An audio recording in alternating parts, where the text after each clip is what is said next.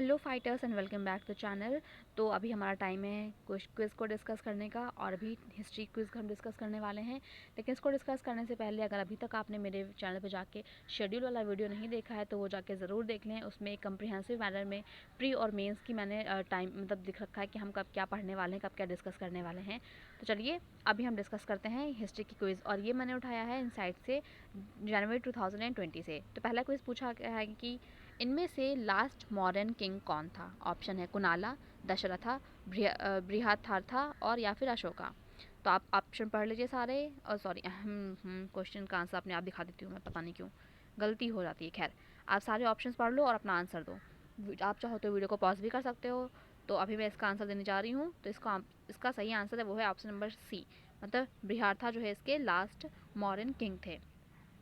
अब देखते हैं जब क्या हुआ 232 बीसी में, जब किंग अशोका की डेथ हो गई तो जो उनका पूरा का पूरा एम्पायर था वो दो भागों में डिवाइड हो गया, एक वेस्टर्न पार्ट और दूसरा ईस्टर्न पार्ट।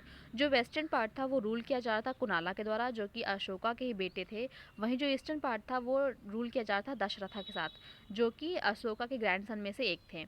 अब जो बैक्टीरियल इन्वेजन हुआ था उसकी वजह से क्या हुआ, जो वेस्टर्न पार्ट था वो पूरा का पूरा एम्पायर कोलैप्स हो गया। वहीं जो ईस्टर्न पार्ट है वो किसके अंदर चला गया, जो कि संप्राति के अंदर, जो कि था सक्सेसर ऑफ दशरथा। और जो लास्ट मॉडर्न किंग था वो था बृहत्था, जो कि असैसिनेट कर दिया गया था पुष्यमित्रा शुंगा के द्वारा। नेक्स्ट क्वेश्चन की तरफ बढ़ते हैं। With reference to medieval kingdom of northeastern India, what was the position of पाइकास। मतलब अगर हम medieval kingdom north eastern India के मेडिवल किंगडम की बात करें तो पाइकास की पोजीशन क्या थी। एक एक करके हम स्टेटमेंट्स पढ़ते हैं और इस बार आंसर नहीं दिखाऊंगी। चलिए, स्टेटमेंट 1 कहती है वो पैट्रॉन थे लिटरेचर और आर्ट के, ठीक है जी। और दूसरा कहा गया है they were mercenaries recruited from other kingdom, मतलब अदर किंगडम से रिक्रूट किए जाते थे। और लास्ट थर्ड स्टेटमेंट है they had a large amount of land and gold and donated it for public welfare. इनके पास बहुत ज़्यादा अमाउंट में लैंड था, गोल्ड था, और उसको पब्लिक वेलफेयर में के लिए डोनेट भी करते थे। और लास्ट ऑप्शन है they were force to work for the state, मतलब उनको फोर्स किया जाता था कि वो काम करें स्टेट के लिए। अपना ऑप्शन आप चूज़ कर लीजिए, वीडियो पॉज करके फिर हम आगे बढ़ते हैं। आई होप आपने चूज़ कर लिया होगा अब तक। तो देखिए हमें अगर नहीं पता है पाइकास क्या होता है, बट एटलीस्ट हमने पाइका रिबेलियन के बारे में तो पढ़ाई है। अब रिबेलियन कब होता है, जब जाहिर सी बात है आपको कोई राइट्स ना मिल रहे हो या फिर चीज़ें आपके अगेंस्ट में जा रही हो, आपसे बहुत ज़्यादा ह्यूमिलिएटेड बिहेव किया जा रहा हो। तो इन चारों ऑप्शन को पढ़ने के बाद सिर्फ और सिर्फ एक लास्ट ऑप्शन है जो पाइका रिबेलियन से मैच करता हुआ दिखता है। अगर आपको नहीं पता है पाइकास क्या है तो आप सिर्फ वही अगर आप रीड कर पा रहे हो कि दिमाग में वो भी आ रहा है, तो इसका सही ऑप्शन भी ऑप्शन डी ही है। आप थोड़ा जान लेते हैं पाइकास के बारे में, ठीक है जी। जो अहोम्स थे ये माइग्रेट हुए थे ब्रह्मपुत्र वैली से, जो कि अभी प्रेजेंट डे का म्यांमार है, वहाँ से क्या बोलते हैं माइग्रेटेड हुए थे 13th सेंचुरी में। और इन्होंने एक नया स्टेट भी क्रिएट किया था। जो वो भी कैसे क्रिएट किया था, जो एक ओल्डर पॉलिटिकल सिस्टम था लैंडलॉर्ड्स का, जिसको हम भूयान भी कहते हैं, उनको सप्रेस करके। जो अहोम स्टार्ट है वो डिपेंडेंट था फोर्स लेबर पर, मतलब उनमें बहुत फोर्स लेबर किया जाता था, ठीक है। इसी वजह से इनको पाइकास भी कहा जाता है। अगर हम पॉपुलेशन सेंसस जो लिया गया उसके अकॉर्डिंग देखें तो ऐसा कहा जाता था कि हर एक विलेज में क्या कहा था कि कुछ नंबर ऑफ पाइकास को रोटेशन के बेसिस पे भेजा जाता था कि वो जाके काम करें, ठीक है जी। और इसलिए होता क्या था, जो बहुत ही हैविली पॉपुलेटेड एरिया होता था वहाँ से लोग माइग्रेट होते थे, शिफ्ट होते थे उस एरिया में जहाँ पे लोग कम हो, पॉपुलेशन कम हो। तो नेक्स्ट क्वेश्चन की तरफ बढ़ते हैं हम। नेक्स्ट क्वेश्चन पूछा गया है ट्रीटी ऑफ सालबाई के बारे में। तो ऑप्शन देख लेते हैं। जो ट्रीटी ऑफ सालबाई है वो साइन की गई थी मराठास और ब्रिटिश ईस्ट इंडिया के बीच में।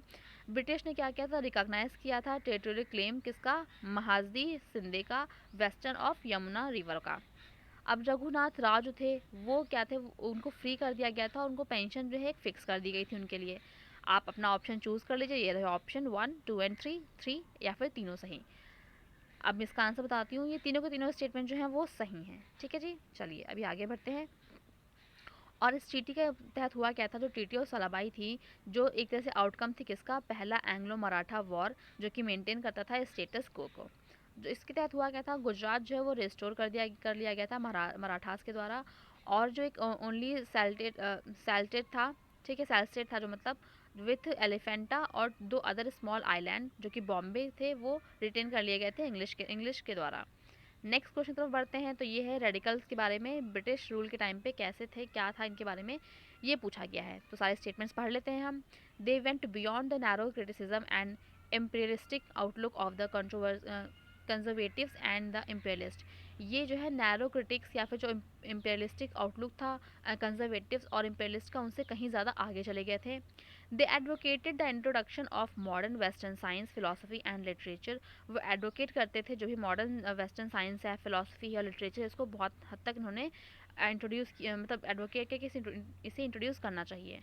और साथ ही साथ जो राजा राम मोहन रॉय थे और जो अदर लाइक माइंडेड रिफॉर्मर्स थे, वो अपोज करते थे रेडिकल स्कूल ऑफ थॉट को। इसके ऑप्शंस देख लेते हैं हम।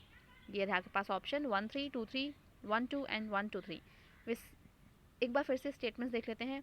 सारे स्टेटमेंट्स आप पढ़ लीजिए, अपना आंसर आप दे दीजिए कमेंट सेक्शन में, तब तक हम आगे बढ़ते हैं। देखिए, जिसका थर्ड स्टेटमेंट है कि आपको लगता है कि आपका कोई अगर लाइक माइंडेड है तो आपको अपोज करेगा, जो चीज़ आप सोच रहे हो सामने वाला भी अगर वही चीज़ सोच रहा है, तो क्या आप दोनों में कभी कन्फ्लिक्ट आएगा? आई डोंट थिंक कोई कन्फ्लिक्ट आएगा। जो थर्ड स्टेटमेंट है तो अपने आप गलत हो जाती है। थर्ड स्टेटमेंट को हम हटा देते हैं एक बार, तो हमारे पास ऑप्शन सी बचता है, जो कि सही ऑप्शन है। ठीक है जी, चलिए।